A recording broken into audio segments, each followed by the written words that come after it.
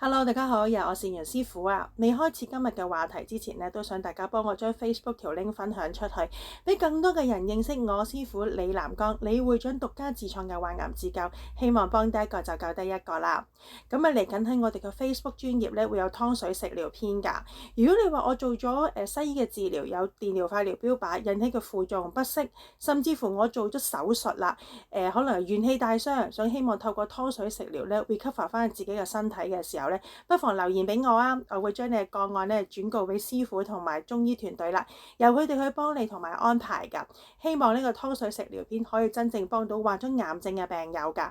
嗱，講翻今日先，其實我每日都收到好多朋友嘅查詢，咁就有啲叫再查詢，咩叫再查詢？即係話之前問咗嘅再問翻咯。嗱，今日分享兩個個案俾大家㗎。兩個都係乳癌，大家同樣都係上年咧問過我嘅，咁啊當其時講咗俾佢聽啦。咁啊 A 小姐咧講完俾佢聽啊，你如果上年嚟揾我哋嘅時候咧，師傅講咗噶啦，你有80%嘅機會可以透過自救嘅方法咧，幫你處理到癌症呢個問題。咁啊當其時佢選擇唔信，因為佢覺得呢啲咁嘅五行啊、術數啊、風水命理嚟嘅啫，點可以醫到癌症啊等等。咁啊冇問題嘅，你個人嘅選擇。咁啊今年嘅2月啦。2月尾嘅時候，佢就嚟揾我哋，咁佢就話想再重新了解多啲。咁你而家個情況係點啊？佢話差咗，擴散咗去唔同嘅器官。咁師傅亦都幫佢睇完之後話俾佢聽，你得2成機會嘅啫，因為你由80%嘅時候你唔去處理，而家擴散晒嚟到我哋呢度嘅時候得2成，佢仲驚點算啊？而家我喺西醫都咁樣，嚟到你嗰度你都係得2成嘅時候，我都係唔敢搏啦。如果得翻2成嘅機會，仲要3個月，如果呢個3個月都唔得嘅時候，我咪浪費咗咯，我都翻去西醫嗰度啦。其實係冇問題嘅。如果你覺得西醫到你5勞7傷，你而堅持盲信嘅話呢，絕對係可以嘅，因為你嘅個人選擇嘛，係咪？如果西醫醫得你好嘅，我相信你唔會揾其他方法。既然都唔得嘅話，你仍然去盲信嘅話，咁其實咪由得你咯，係咪？好啦，另外一個個案係啲乜嘢呢？一樣係患咗乳癌嘅，亦都係上年問我哋。佢第一次問嗰時咧，咁啊講晒收費啊、特登各方面嘅時候咧，佢都唔信。佢選擇使咗10幾萬做咗個化療加標靶。咁啊打完之後，身體就開始好黃啦，因為個毒素排唔到出嚟啊，影響咗個肝。咁另外就個副作用影響咗佢條腸，不斷全日都好多時都肚瀉啊、屙水啊咁樣等等。咁佢發覺身體唔應該係不勝負荷啊，唔得啦，開始覺得身體佢出咗問題。咁啊重點係醫生話俾佢聽乜嘢咧？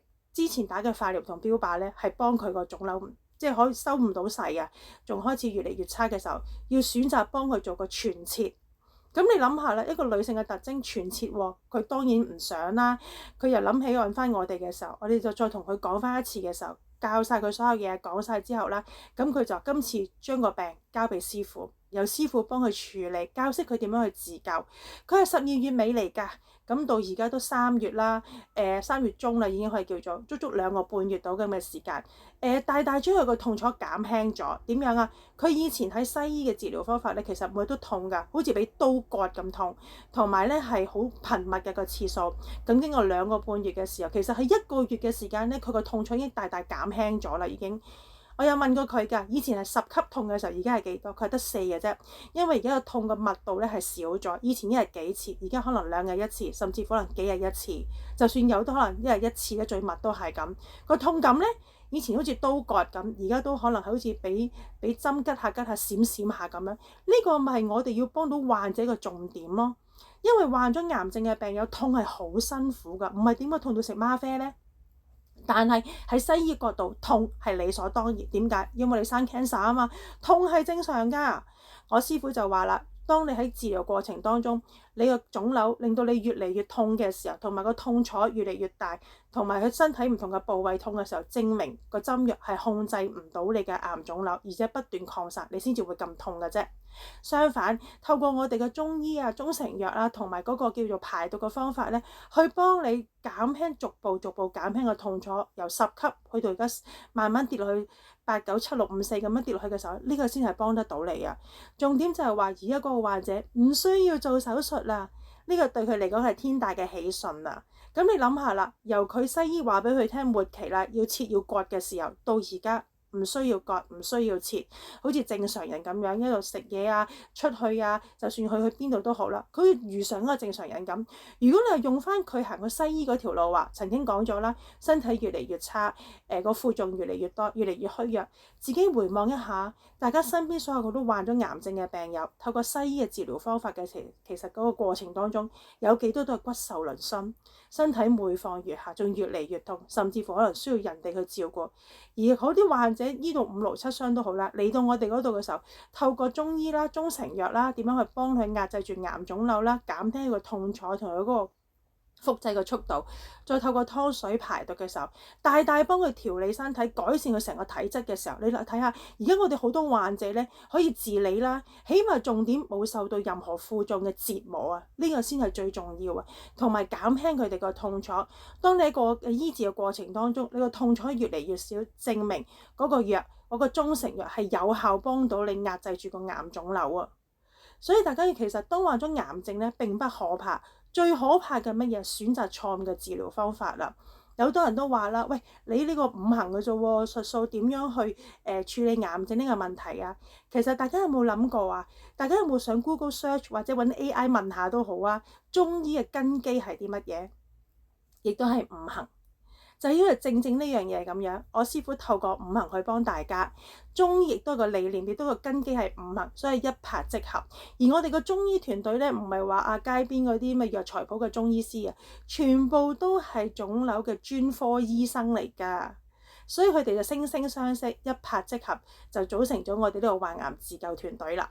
所以係透過中成藥壓制住個腫瘤，再透過湯水食療，重點係我師傅獨門嘅排毒嘅方法去幫你啊。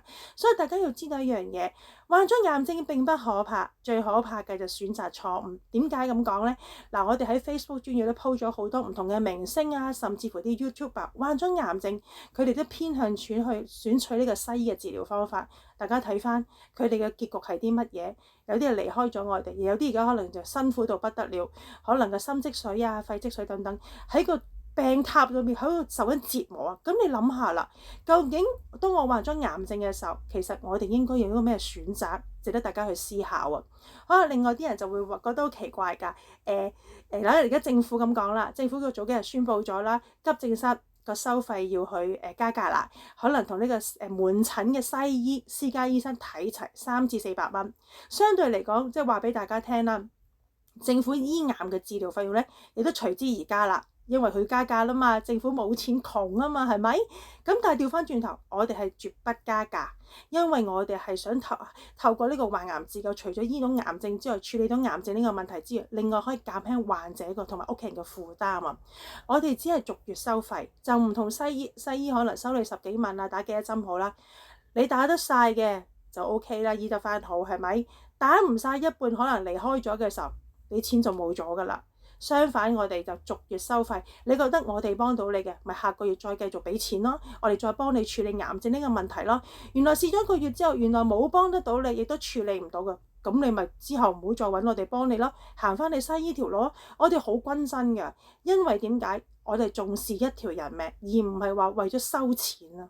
如果收錢嘅話，我哋應該唔係收3幾萬咁平啦，啱唔啱啊？應該學啲西醫咁，因為啲人覺得奇怪㗎，幾萬蚊可以處理到癌症呢個問題，不可能啊，係咪啊？咁睇親西醫都10幾20萬，過百萬都有啦，幾廿萬都。其實係咪應該我哋要調整收費，要加價咧？同師傅商量下先得啦，因為啲人會覺得平嘅就唔可靠㗎，要越貴嘅時候咧，先至可以幫到大家。呢個值得大家去思考啊！好啦，講到呢度嘅時候，有緣睇到我呢條片，而正正你受到癌症嘅折磨，又想了解下咩叫患癌自救，記住啊，中醫嘅根基都係五行嘅，而我師傅喺五行呢方面非常之出色，所以一拍即合，形成我哋患癌自救呢個團隊，去幫大家處理癌症呢個問題㗎。我係善言師傅，嗱，今日分享去到呢度先。如果有需要嘅或者想了解更多嘅，可以聯絡返我啊，拜拜。